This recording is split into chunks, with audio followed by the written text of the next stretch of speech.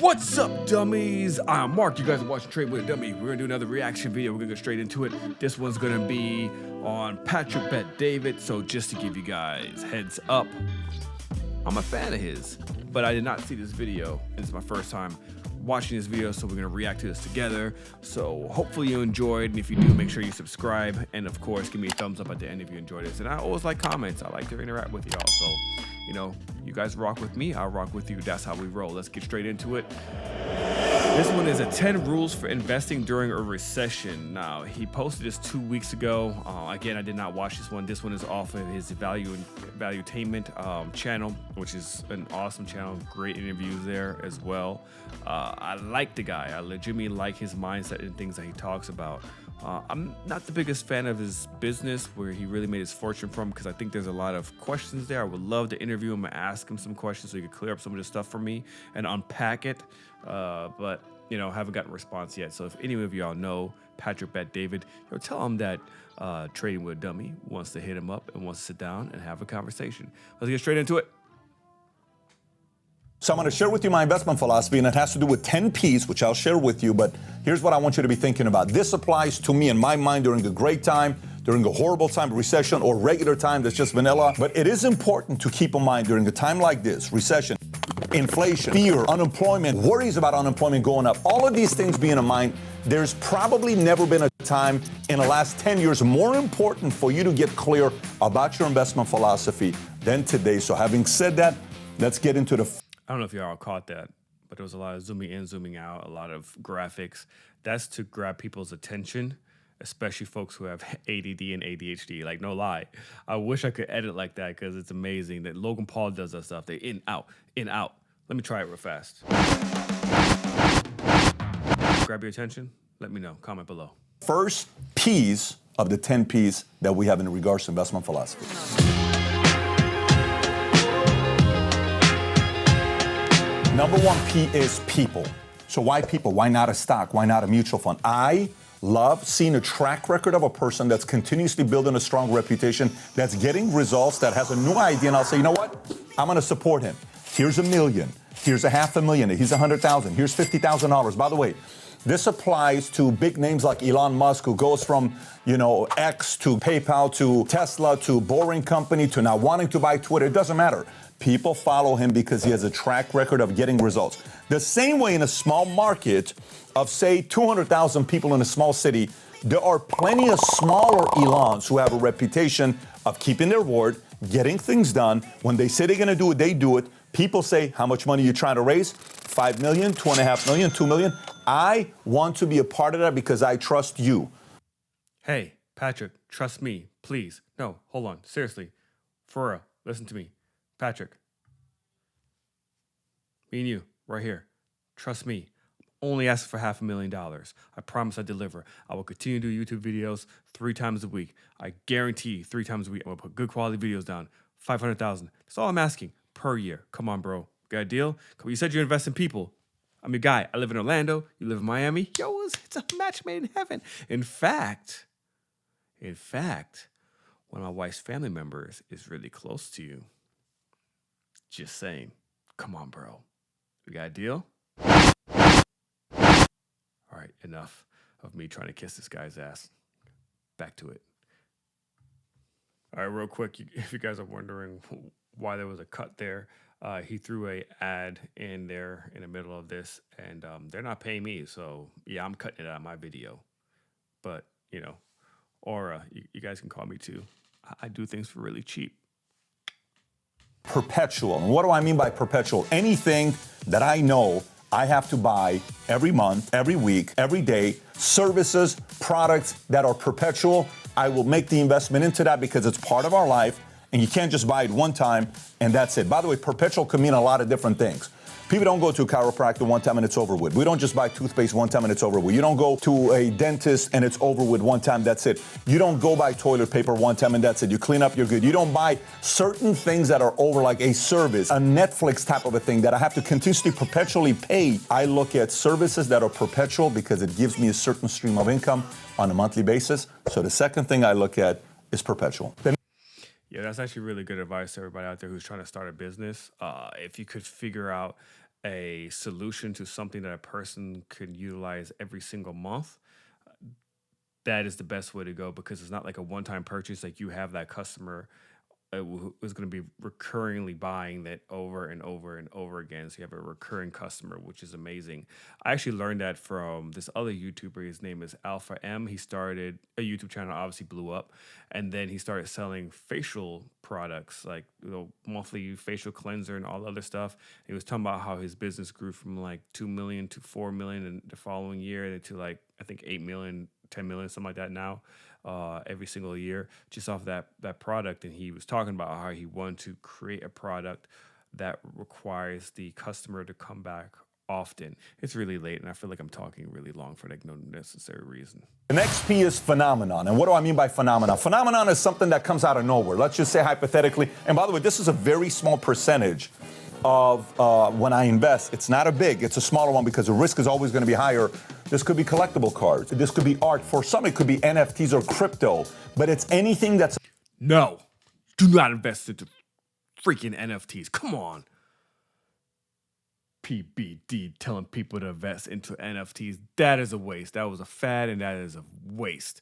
I'm sure I'll probably get some haters in there. You don't know anything about NFTs. You're absolutely right. I don't know nothing about NFTs, but what I do know, it makes zero sense. If my son says this, so wait, Dad, you buy the picture for $10,000 on your computer, okay, but you don't get the physical copy? No, but you can just right-click and save, and now you have the picture? Yes, but it's about the blockchain. I don't care. Stupid. I don't like it. It's a phenomenon that just comes out of nowhere. You say, you know what? I'll put 2% into this. I'll put 1% into this. I'll put a small portion into this because the upside is so massive, but the risk is also very high. So your risk tolerance got to be a right place to invest into a phenomenon. But every once in a while, I like to take a little bit of a risk with certain products that is a phenomenon that doesn't happen often with a big upside. You know what? Come to think of that, a lot of growth stocks are like that. I see a lot of people investing into these growth stocks that are now down like 80 to 90% a year to date. I'm talking about like the shit stocks like SoFi, Palantir is one of them, like Tattoo Chef, DraftKings. All those were really overhyped stocks that have come down significantly to this day. That's, I would say, is like what he's talking about. Like, that would be a risky asset to invest into, right? Put in Palantir. What's the worst that can happen? You lose, a small portion of your investment if you are doing what he's saying, like, a small percentage of your portfolio investing into these potential high risk plays. But you have to also know that it can go to zero, right? And that's some good advice. So that's why I think like a lot of people, especially YouTubers who follow these overhyped stocks, that they're putting too much into a company. Again, a phenomenon was like Tesla, right? Tesla was super dirt cheap, and look where it went, right? That's a phenomenon. And people who invested into it at the beginning stages made a fortune. People who bought at the all-time high are kind of sweating right now. So, you want to do small investment. That's how I feel, at least. By the way, I bought SoFi as well, and I did cover calls on it. I made my money off of it, and I sold it. So, fourth P is problems. And what do I mean by problems? I like when I sit down with somebody, they come and they say, hey, here's a problem. Here's how we're solving it. Oh, that's great. Fantastic. I'm happy with this. This is a great way. I'm willing to do this. What could that be? Hey, you're busy. You don't really want to go out there and go get the food. It's the middle of the night. You're at the house. You've already showered. You put the kids down. You don't want to go get food right now. Uber Eats will bring you to no matter what you want. What a great idea. Uber Eats, great. Grubhub, great. All these types of ideas that are solving a problem. I'll give you one from our own ourselves. So 3-4 years ago, I'm talking to one of my lawyers, and I have a 7-minute call with the lawyer. After a 7-minute call, he sends me a 30-minute bill, and I call him. I said, listen, it's not a big number here, but why am I paying you for 30 minutes? We had a 7-minute call. He said, calls roll up. I said, what do you mean? He said, 7 automatically rolls up to 30. So I said, I overpay by 23 minutes. He says, that's how it works. He says, I can bring it down to 15, but typically 7 rolls up. I asked him this question. I said, how can I pay you by the minute? Interesting question, fair question. Guess what the lawyer said? I've never been asked that before. I said, bingo. If you've never been asked that before, but I'm thinking about it myself, I bet a lot of other people don't want to pay by 30 minutes and roll up. A lot of people would like to pay by the minute. What if there was an app that I can pay to talk to anybody by the minute? A therapist, a doctor, an investment person, a lawyer, a person that's dealing with marriage, a person that's an influencer, a person that's took a company public. So we came in here and we first looked to see if an app like that exists. We had a call with one of the companies that had the app. I didn't feel comfortable with the founder. They wanted to sell us the company. I didn't buy it. But we came out and we said we're going to design it our own way, and we called the app Minnect. Okay, so Minnect is M-I-N-N-E-C-T. It's, do you have a minute to connect? Yes, you can buy to talk to me by the minute, and we do a 15-minute FaceTime. Matter of fact, we have Tate on there. We have, Chaz Palminteri on there. We had a couple of our guys, Matt Sapala, interview Tate for 15 minutes. He took that video, put it on YouTube, got a few 100,000 views. We had a couple of guys. Yo, that is a dope idea. I actually have that app downloaded before because I want to interview Andrew Tate, but it's really expensive. Like, these people do charge like a lot. But I tell you this, that's a great idea. If that story is really true, how he came up with that idea, awesome. But that lawyer that rolled it, that 7-minute conversation up to 30 minutes, he would be fired, in my opinion. Guys do interviews with certain influencers and they talk to them. They take that video and they can do whatever they want because you can pay by the minute. So that app, if you do want to take advantage of the app, you can click on a link below or somewhere above here. Go download the app Minnect. It solves a problem. You get to pay influencers and experts by the minute, not by the hour. That's also a shameless plug that he did there. That's fucking awesome. I love this guy. This guy. Business savvy right there, yo. Fifth P is preventative, and here's what I mean by preventative. Too many times, like, this is not exciting. What I'm about to tell you, most people are like, oh my God, boring, crime you. Let me skip to number 6. Hear me out before you go to number 6. I've been in the insurance space for 21 years, right? My whole business is preventative. What's preventative?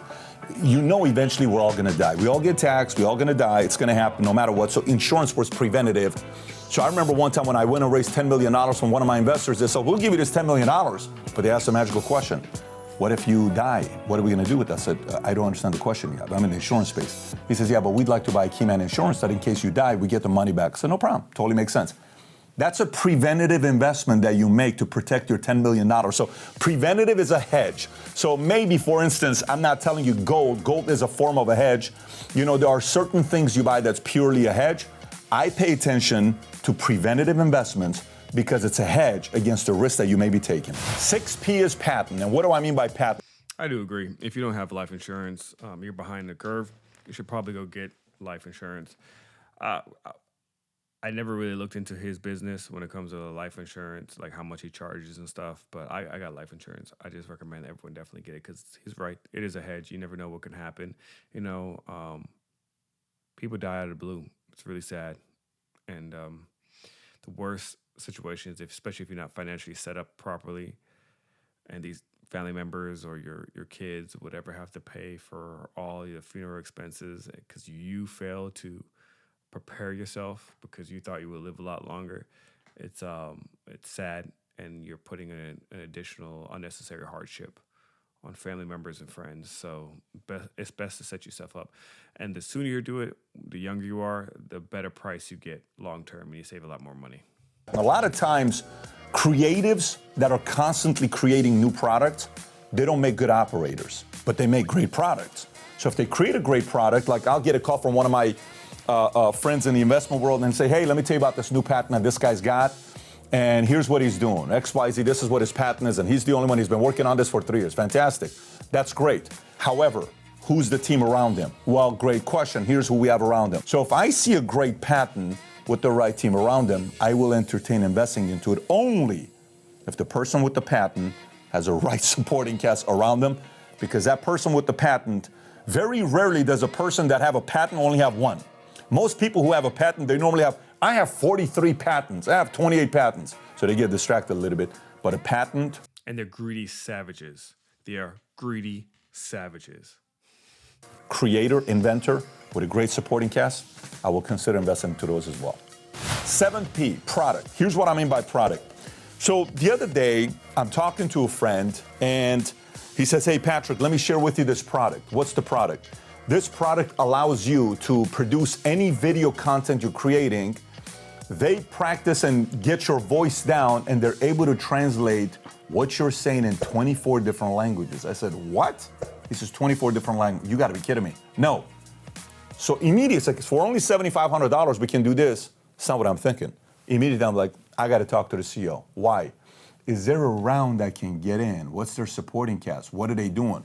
So I set up a Zoom with them. He helped me out. I got on the Zoom with the CEO and the president. And I sat there and said, what a fascinating product. And at that time was a great time to go in and look at the investment. So again, products to me is too many times people see a good product. Oh, let me buy this product. No, if you see a great product that's a unique product, go and say, how can I invest? This is a product I would use, and I'm sure other people will as well. How can I get $1,000 in there, $5,000 in there, $10,000 to invest, not just because it's a great product, but because I want to get involved and help the company grow, because I see this thing being bigger than just a product that I use on a regular basis. So again, look at a product that you personally use, that you're excited about, see if you can potentially support the company as well, if it's got a big vision and good supporting cast. 8P is predictable. Here's what I mean by predictable. Anything I can invest in, this is not a high rate of return. This is not something that's going to be astronomical. This is not something where you're going to go brag to your friends about, did you see this stock I bought or this? Nope, it's very predictable. It gets the job done. You need it. It's like a sports team that you got 12 basketball players. You need a couple people that are predictable to come and give you 6 minutes a game, 8 minutes a game to relieve the superstar weight, but that person's not going to help you win a championship, but it's predictable. I will find some predictable investments that are maybe an ETF, maybe a mutual fund done in the right way, but some predictable investments that I know with a long track record, I will take a look at predictable products. Yeah, so I'm gonna be real. This entire video, when I first saw the title, the 10 rules for investing during a recession, I thought he was gonna talk about the real estate and stock market. He's talking about like the investment side as like an investor in businesses on the business side of things. I mean, it's very interesting. I learned a lot. I feel like I learned a lot. I don't know about y'all. But yeah, I thought this was going to be more about like invest into ETFs, invest into I bonds, stuff like that. 9P is property. And by the way, I will tell you, this is there not we a go. big part of my portfolio. There we go. Now let's get into the investment part. But it is something that I've gotten to in the last few years, and I do it in my own way, and hopefully you can take whatever you want out of this. There's people that are better experts in this than I am, but I'm going to give you mine. I'm speaking to my realtor, and I'm talking to him about, hey, what are your thoughts about real estate economy coming down? How much you think it's going to come down? Basic conversations that I'm having with this guy. And he says, here's how you got to look at with real estate. When real estate takes a hit, any property that's a regular property, that's a vanilla property, those are the ones that take a hit. But a waterfront property, you can't build more waterfront property. An intercoastal property, you can't build more intercoastal properties. A community that's closest to the school that every parent wants to send their kids to, well, guess what? You're not going to have too many of those properties near the school that everybody wants to send their kids to. A condo in an area that's the hottest area of town, that's got the nightlife or whatever's going on, there's a limited amount. A commercial real estate property in an area that's got a lot of foot traffic going on, that's always going to be in demand. So everything when it comes down to property, there's got to be a strategy behind it. If you're just winging it, whether it's land, commercial, residential, rental, it doesn't matter, multifamily, everything you do it with a strategy. That gives you the higher chance to get a rate of return on it. So 9P, property. Yes, 100%. And let me switch over to the full screen real quick so I can talk to you so you understand what I'm saying. I'm gonna start using hand gestures all the time. He's got a point, everything he just said right there. When you do decide that you want to invest into a property moving forward in the future, you want to make sure that it's in certain key locations, or like if it's a multifamily home, if you want to buy ones that are kind of cheaper in the urban areas, like the hoods and stuff, you want to make sure that you can get it funded where it's like a HUD property. That way you know that you'll get that recurring check that will come in every single month from the government, regardless of the situation. That's really, really good advice. Now, that being said, we're still, we are in a recession, but the housing market, I feel like, hasn't taken the hit yet that it needs to. But even if it does, let's say right now, homes get discounted by 20%. Is it still a good time to buy with interest rates at 7%? Like, it's above 7% now. Now, if you look historically, I mean, it's gone up as far as close to like 20% in the last 3 decades. So there's a possibility that it can continue to go up. But the past like 15 years, we've seen rates really low. I'm talking about 4% and below. So this at 7% is insane. Like, pure example, my mortgage on my houses, they're 2.25%. So yeah, it's kind of hard to want to pull that trigger with a house, even if it's like discounted 20%, like I said, like 100,000 or whatever, 200,000.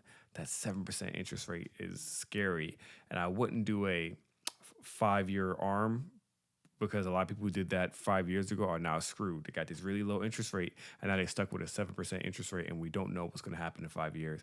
So the real estate game, I mean, that's not really like my area of expertise, but it is a good way to grow wealth. Like, it really is. Like, stock market is different. You know, is the barrier of entry is really low. You know, you can go in there with $500, whatever, buy yourself a couple of shares.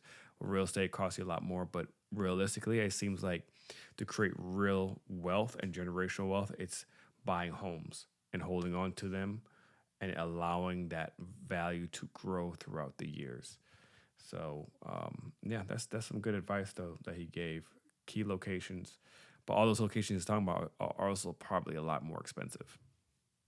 So let's go back. Last P, but not least, is priceless. And what do I mean by priceless? Remember the MasterCard commercial? For everything else, there's MasterCard, you know, the whole thing for this is this is that, this is priceless.